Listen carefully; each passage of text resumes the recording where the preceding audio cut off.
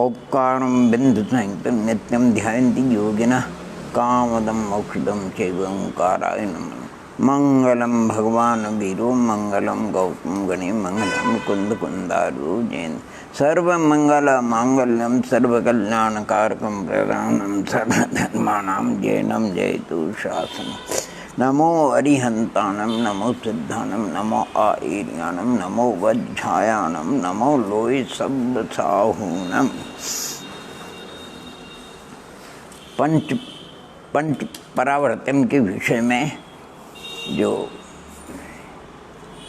घूमटसार, इसका पूर्वार्ध जीवकांड और भव्य मार्गणा में पंच परावर्तन का वर्णन आया है।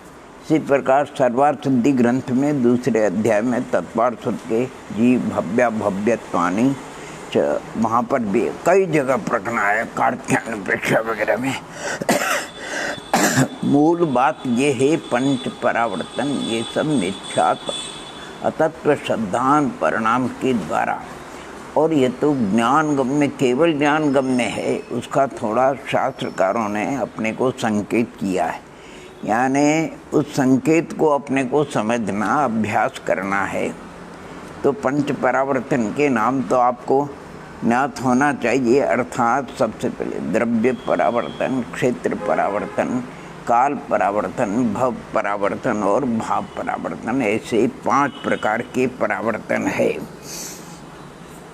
और उनका विवेचन है। यानी संसरणम परिवर्तनम इति संसार। संसार में संसरण करने को संसार कहते हैं, जिसका अर्थ परिवर्तन है। तो कहते हैं कि संसार में जीव राशि है तो जीव राशि, संसारी जीव राशि 2 प्रकार की है, भव्य और अभव्य। अभव्य जीव राशियों की तो संख्या बताई, जगन्य युक्तानंत प्रमाण। जगन्य युक्तानंत संख्या मान में इसका प्रकरण आता है। जगन्य युक्तानंत प्रमाण जो है अभव्य जीव, और भव्य जीव है वो मध्यम अनंतानंत प्रमाण है। यद्यपि ये स्पष्ट के अभव्य जीव के पंच परावर्तन का कभी अभाव नहीं होता है, यानी संसार परिभ्रमण का अभाव नहीं होता है। और भव्य में जो भव्यों की संख्या बताई है उसमें दुरांदुर्भव्य, ऐसे अनंतानंत दुरांदुर्भव्य जो अभी तक जिनको निगोद पर्याय से, नित्य निगोद पर्याय से कभी अन्य अर्थात पृथ्वी का आदि में उन्होंने जन्म ही नहीं लिया, न तो अभी तक लिया न आगे लेगा, ऐसे भी अनंतानंत नित्य निगोदिया जीव है। उसी नित्य निगोदिया जीवों की जो संख्या है उसमें जो भी आगम का उल्लेख के 6 महीने 8 समय में 6 से 8 जीव वहाँ से निकलते हैं, पृथ्वी का आदि अन्य पर्याय में आते हैं। जैसे भरपूजा कहते हैं, वो चना सेकता है, उसमें कोई चना उछट करके बाहर चला जाता है, उसी प्रकार परिणामों में परिवर्तन होते होते कुछ परिणामों के कारण से वो जीव उस अवस्था से छोड़ करके पृथ्वी का आदि में आ जाता है। और अगर मान लो पृथ्वी का आदि में आकर के एक क्षुद्र भव भी उसने पृथ्वी काय का लिया और पुनः निगोदिया हो गया, तो उसको नित्य निगोद नहीं कहेंगे, अब उसको इतर निगोद कहेंगे, उसको सादी निगोद कहेंगे, अर्थात अन्य पर्याय को छू करके आया है। कहीं कहीं उसका नाम चतुर्गति निगोद भी कहा है कि अन्य गतियों में परिभ्रमण करके आया है।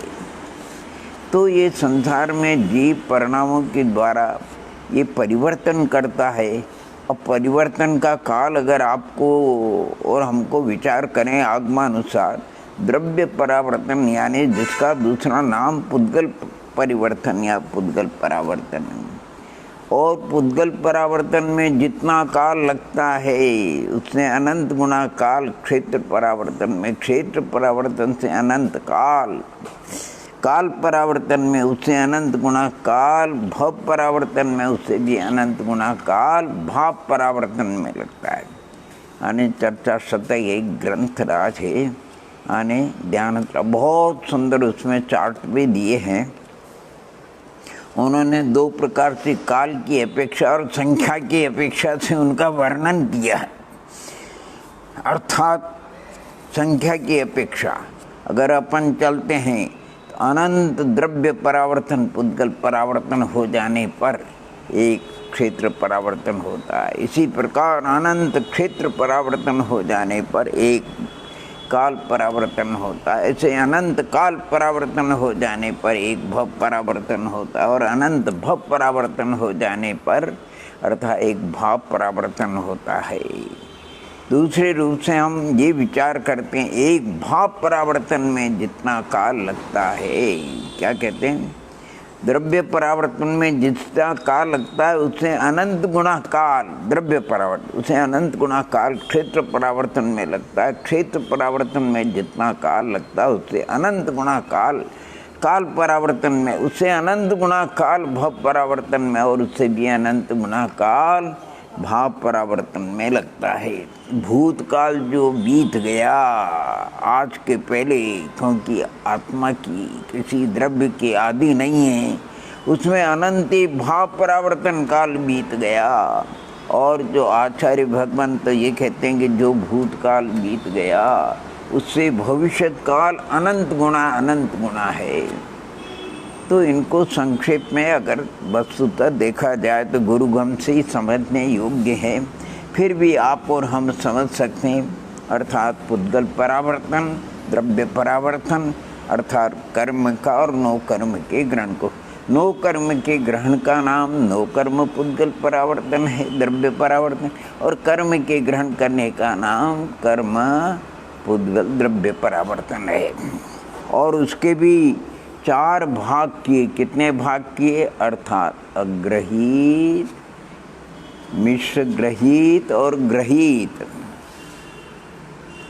आने संसार में इस जीव ने अभी तक यानी जिनको कर्म नो कर्म रूप या कर्म रूप से ग्रहण नहीं किया उन परमाणु को कहते हैं अग्रही, और जिनको ग्रहण किया उनको ग्रहित कहते हैं। कुछ ऐसे भी स्कंद होते हैं, कुछ ग्रहण किए हुए परमाणु होते हैं, कुछ ग्रहण नहीं किए, उसको मिश्र ग्रहित ग्रहण कहते हैं।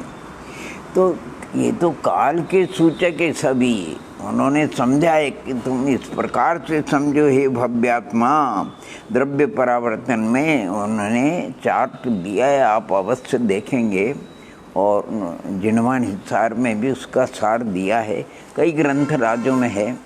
अग्रहित का चिन्ह उन्होंने दिया। अग्रहित किसको कहते हैं? यानी शून्य जो दिया है उसका नाम अग्रहित समझना है, और 2 बार लिखने का मतलब उसका अनंत बार ग्रहण लिखना। और जो हंस पद दिया है, क्रॉस दिया है, उसका नाम मिश्र ग्रहित है, और जो 1 का अंक दिया उसका नाम ग्रहित है।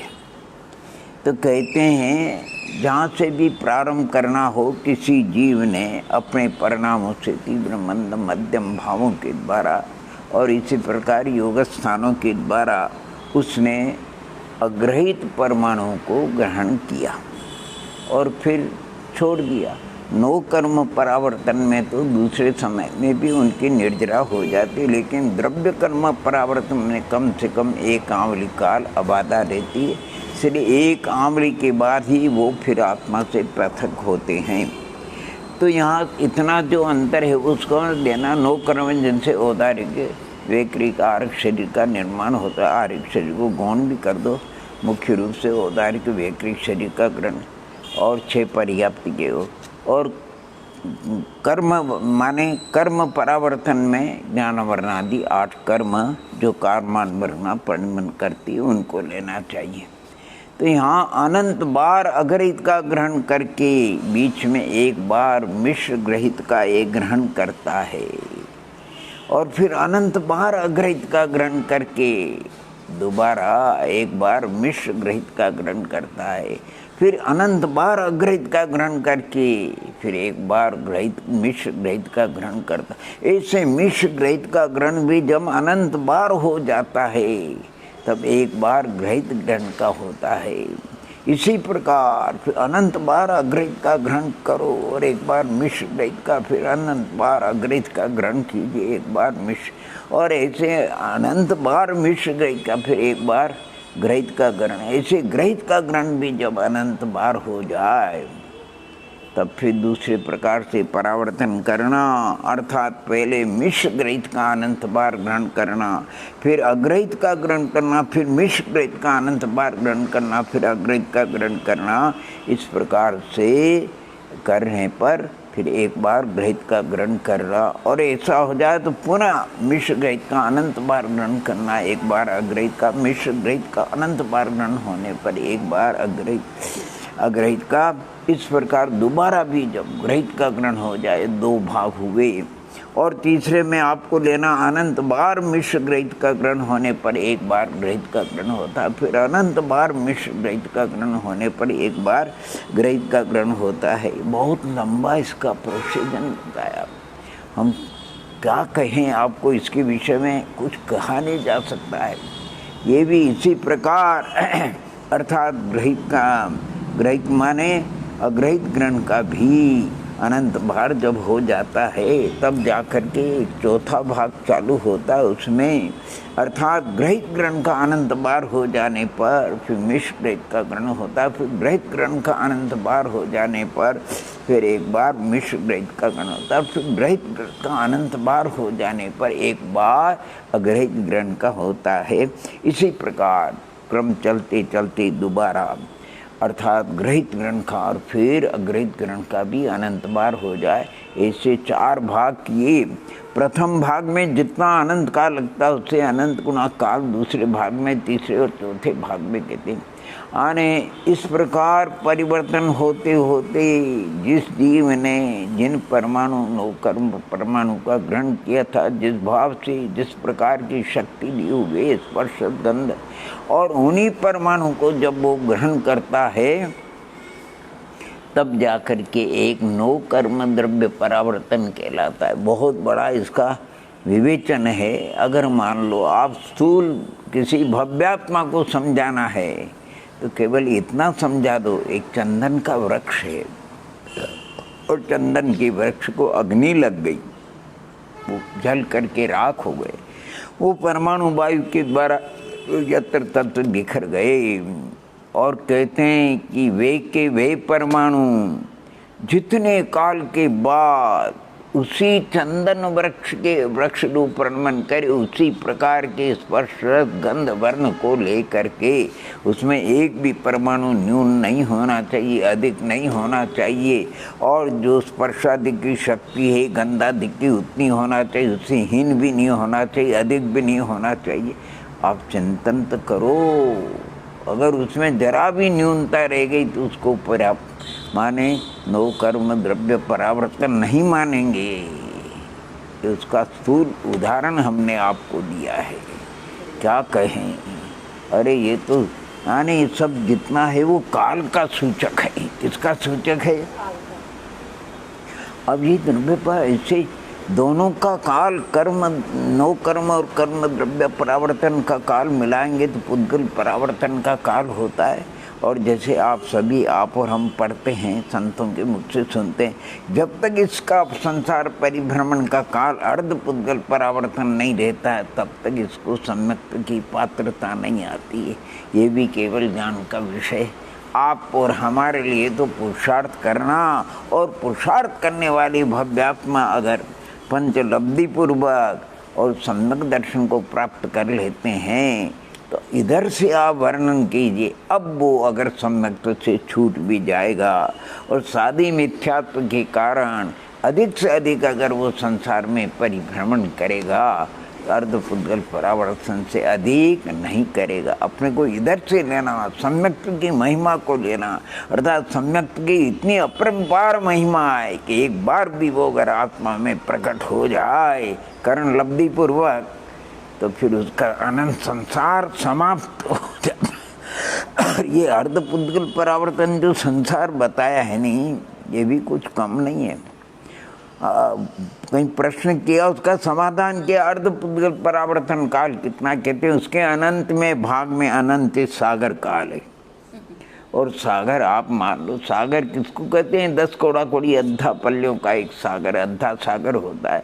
और अद्धा पल्ली किसे? असंख्यात उद्धार पल्लियों का एक अद्धा पल्य होता है। उद्धार पल्य असंख्यात व्यवहार पल्लियों का एक उद्धार पल्य होता है। व्यवहार पल्य किसे कहते हैं? अरे वो 2000 लंबा चौड़ा गड्ढा और उसमें वो उत्तम भूभूमि का बाल का अग्रभाग और ऐसा टुकड़ा, और उसके ऊपर भी चक्रवर्ती का कटा फिरा करके एक एक बाल के टुकड़े को 100 वर्ष के अंतर, उसका नाम व्यवहार पल्य है। ये सब केवली गम्य बातें हैं कि इन परावर्तन को समझने का प्रयोजन है। वो प्रयोजन है कि अब हमारी आत्मा प्रमाद न करे, ताकि संसार में परिभ्रमण करना न पड़े।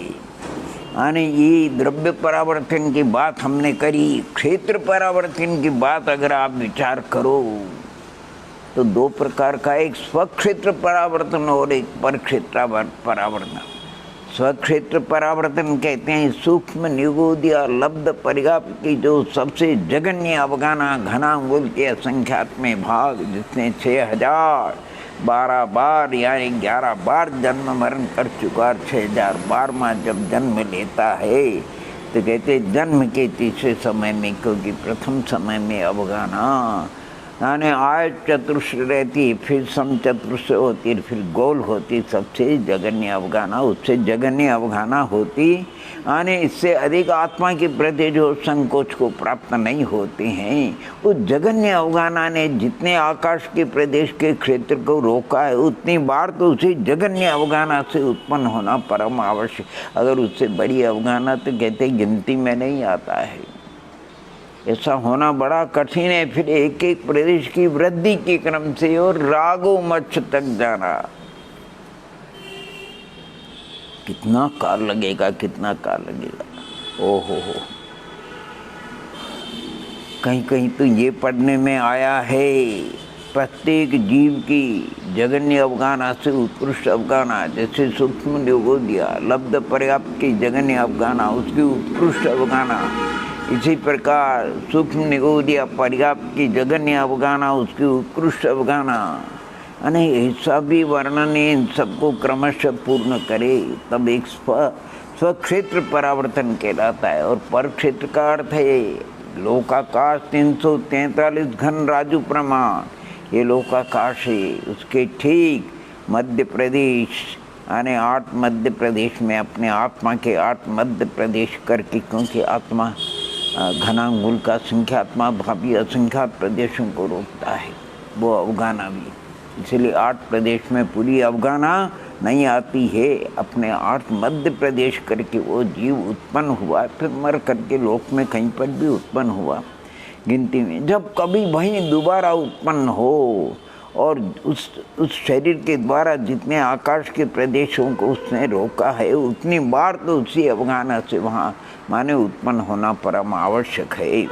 और इसके बाद फिर एक एक प्रदेश की वृद्धि का क्रम लेना। अगर प्रदेश एक, इसके आगे एक प्रदेश की वृद्धि होना, एक नहीं होकर 2 हो गए तो 3 गिनती में नहीं लेंगे, अगर कम रह गया तो गिनती में नहीं लेंगे। इसी क्रम से संपूर्ण लोक को जन्म से स्पर्शित करना और मरण से भी क्या कितना काल लगेगा, उसको परक्षेत्र परावर्तन कहते हैं। आहा, और काल परावर्तन उत्सर्वणी 20 कोड़ा कोड़ी सागर का एक कल्पकाल होता है। कल्पकाल के प्रथम समय में अगर कोई उत्पन्न हुआ है तो कम से कम भी आयु तो माने श्वास के 18वें भाग होती है, तो दूसरे समय तो मर नहीं सकता है, तो असंख्यात समय के बाद ही उसका मरण होगा। और फिर जब दोबारा उस कल्पकाल का प्रारंभ होना हो और फिर उसका जन्म हो तो गिनती में आगे पीछे हो जाएगा, तो गिनती में नहीं आता। ऐसा कहते हैं कि 20 कोड़ा कोड़ी सागर के जितने समय है उतने समय क्रमशः यानी जन्म से भी और मरण से भी उनको स्पर्श करे, उसका नाम एक काल परावर्तन है। उसमें अनंता सागर काल लगता है। और भव परावर्तन स्थूल रूप से भी देखो तो 4 गति है। नर गति, नर क्योंकि जगन्य आयु कम से कम 10,000 वर्ष की होती है। कोई जीव नरक में उत्पन्न हुआ और 10,000 वर्ष के आयु से उत्पन्न हुआ और नारकी मर करके नारकी नहीं होते, मनुष्य होते, और दोबारा नरक में अगर वो 10,000 वर्ष की आयु से उत्पन्न नहीं हुआ और एक समय भी अधिक हो गया तो वो गिनती में नहीं आती है। दोबारा भी 10,000 वर्ष की आयु से उत्पन्न होना, इसी प्रकार दोबारा ऐसे 10,000 वर्ष के जितने समय उतने बार तो उसको उत्पन्न, फिर एक एक समय की वृद्धि करते जाना। अगर एक समय के आगे पीछे 2 हो गए, 3 कम हो गए, गिनती में नहीं आएगा। ऐसी कहते हैं 33 सागर तक नरकायु को पूर्ण कोई करे। नारकी बार बार नरक में तो नारकी मर करके होता नहीं, कितना काल लगेगा, कितना काल लगेगा।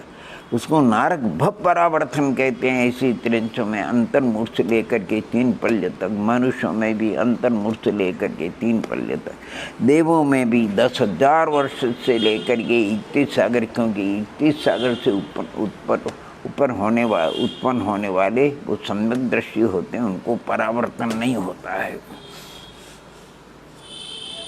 इसको कहते हैं भव परावर्तन।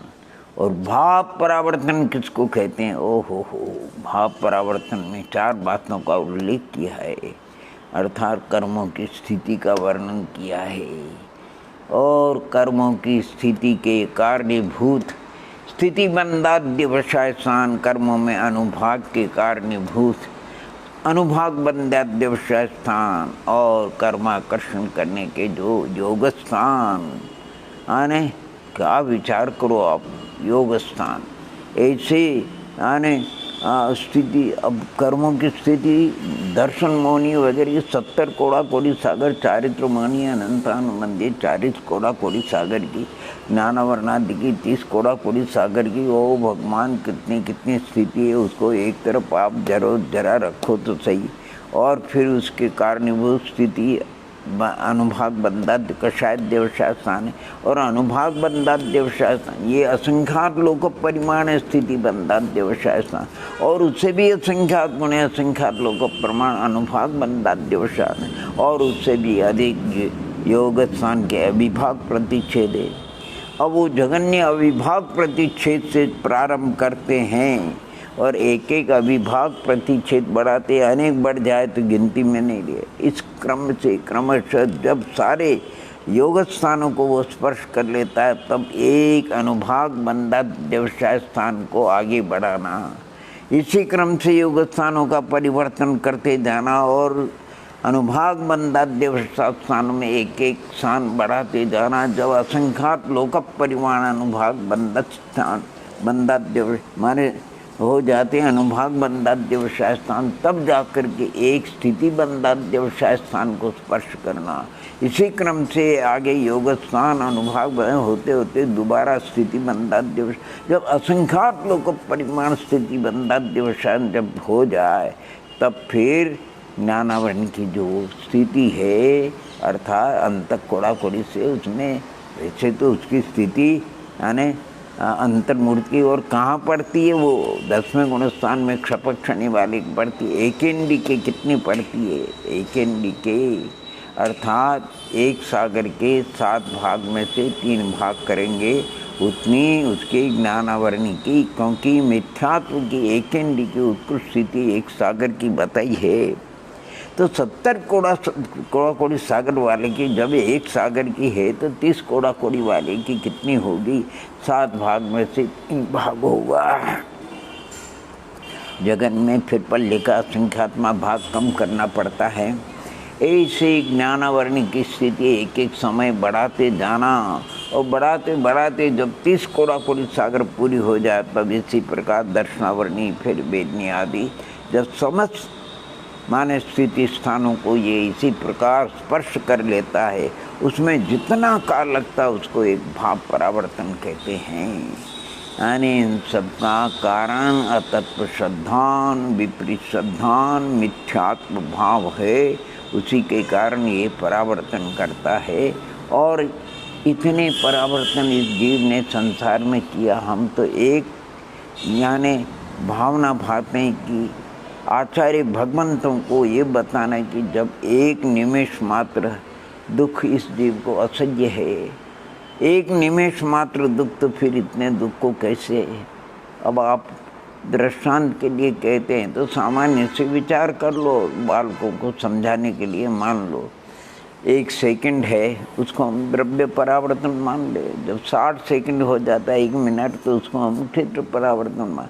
7 मिनट का 1 घंटा होता है तो उसको हम काल परावर्तन, और 1 घंटे 24 घंटे हो जाते तो 1 दिवस हो जाता, उसको हम भव परावर्तन, और 365 दिन हो जाए तो 1 वर्ष हो जाए।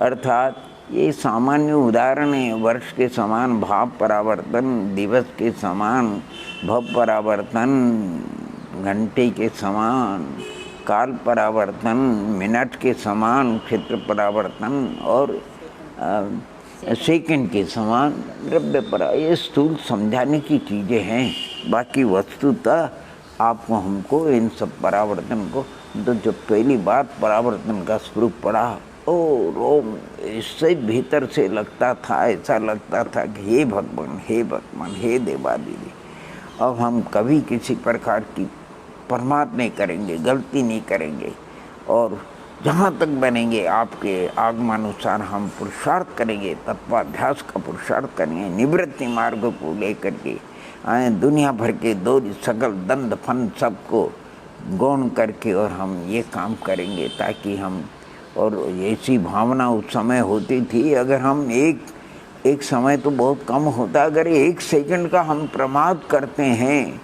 तो हमको ऐसा लगता है कि हमने अनंत परावर्तन दुखों को हमने ऊपर ओढ़ लिया। और अगर 1 सेकंड का हमने प्रमाद छोड़ करके अगर तत्वाभ्यास किया तो हमने अनंत परावर्तन दुखों को कम कर दिया।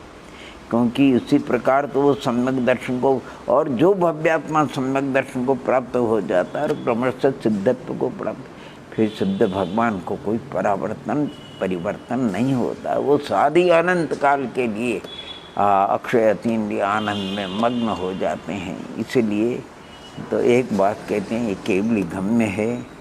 इसमें मैंने श्वेतांबर शास्त्रों को देखा, उसमें तो उन्होंने तो और गजब किया। सूक्ष्म पुद्गल परावर्तन और स्थूल पुद्गल परावर्तन, सूक्ष्म क्षेत्र परावर्तन और स्थूल क्षेत्र परावर्तन, सूक्ष्म काल परावर्तन और सूक्ष्म यानी बादल काल परावर्तन, और अलग ढंग का उन्होंने वर्णन किया। यानी सब मिला करके ये काल का सूचक है। कितना काल लगता है, कितना काल इस जीव ने अज्ञान से, प्रमाद से, मिथ्यात्व से 84 लाख योनियों में परिभ्रमण किया। अब कदाचित न मालूम परिभ्रमण करते करते यानी पूर्व में ऐसी कौन सी मंद कषाय हुई जिसके बल से याद हो। यद्यपि ये बात जरूर है कि हम इस क्षेत्र में आए, अगर सम्यक तो होता तो हम इस भर क्षेत्र के आर्यखंड में नहीं आते।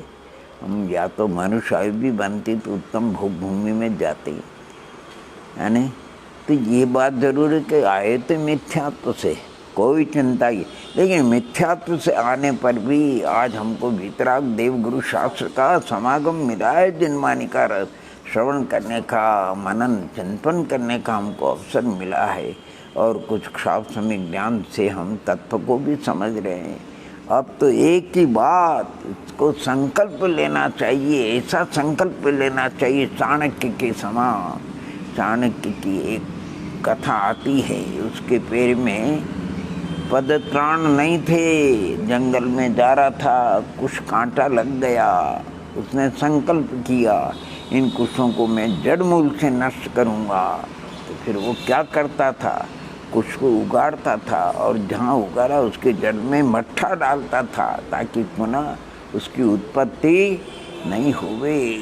ऐसे उसको देखा चंद्रगुप्त ने, देखा क्या कर रहे हो, कि मैं ये कर रहा हूँ। बोले कि ये तो बहुत बड़ा संकल्प वाला व्यक्ति है। फिर उन्होंने उसके संयोग से अपने कर्तव्य को किया। माने कहने का तात्पर्य, आपको हमको ऐसा संकल्प लेना चाहिए कि हम आगे परिवर्तन को न करें। और परिवर्तन तो जाने दो, हम आप तो और ऐसा पुरुषार्थ करो।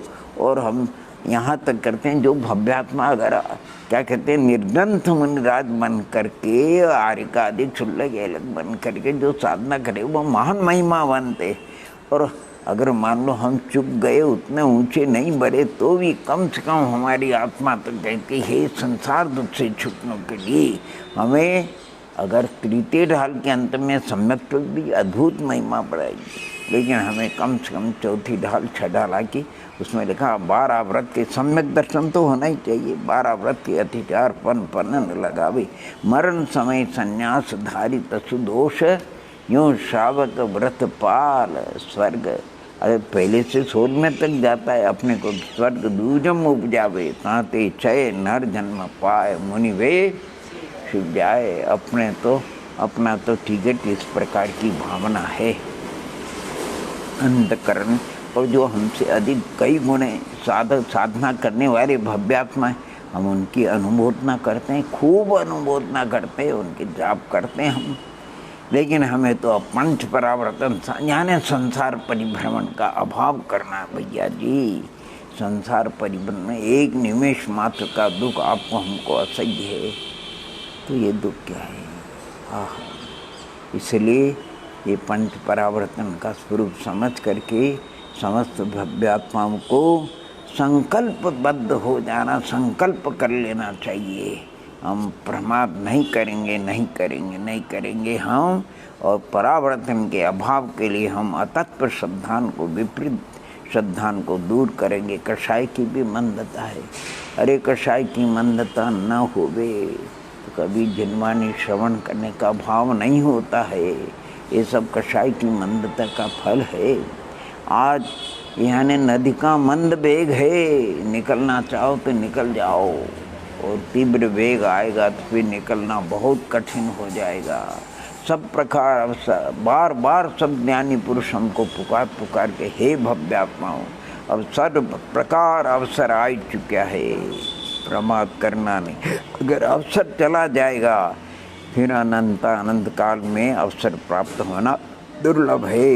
इसलिए प्रत्येक भव्यात्मा को संकल्प के साथ में पंच परावर्तन के अभाव के लिए, विपरीत संतान मिथ्यात्वादि के अभाव के लिए, यानी कटिबद्ध होकर के जिनवाणी वीतराग देव गुरु शास्त्र की शरण ले करके उनकी छत्र छाँव में हमको तत्वाभ्यास करें।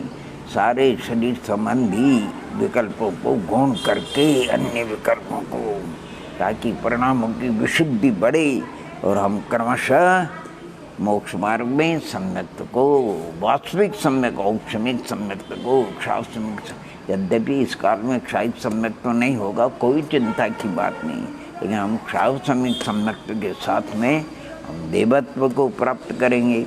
वहाँ से आकर के फिर हम महाविद्य क्षेत्र में यहाँ चतुर्थ काल में फिर आराधना करेंगे और क्षायिक सम्यक्त आदि को प्राप्त करके हम निर्वाण की प्राप्ति करेंगे। इन्हीं मंगल भावनाओं के साथ में ओम नमः, ओम नमः, ओम नमः।